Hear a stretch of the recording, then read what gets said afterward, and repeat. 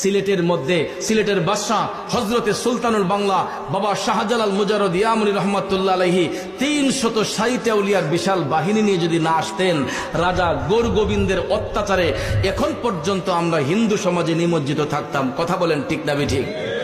আপনারা কি জানেন, এই যে আমরা বড় বড় গলায় আজান দিতেছি, মসজিদের মধ্যে ওয়াক্ত মোতাবেক আমরা আজান দিতেছি, সর্বপ্রথম এই বাংলার জমিনে বড় গলায় কে আজান দিয়েছিলেন জানেন? যিনি হবিগঞ্জ জেলার চুনারুঘাট উপজেলায় মুরারবন্দের জমিনে পূবে পশ্চিমে যিনি শুয়ে আছেন, উনি হচ্ছেন সিপাহসালার সৈয়দ নাসির উদ্দিন রহমাতুল্লাহ আলাইহি। শাহজালাল মুজাররদ ইয়ামুনি রহমাতুল্লাহ আলাইহি নির্দেশ প্রদান করলেন, জাউলাদ রাসূল ও নাসির উদ্দিন, আপনার কণ্ঠে আসরের আজান প্রদান করেন। দেখেন, যেখানে মুসলমানরা স্বাধীনভাবে আজান দিতে পারত না, সেখানে বাবা শাহজালাল অনুমতি দিলেন। অনুমতি দেওয়ার সাথে সাথে আওলাদ রাসূল সিপাহসালার নাসির উদ্দিন রহমাতুল্লাহ আলাইহি তিনি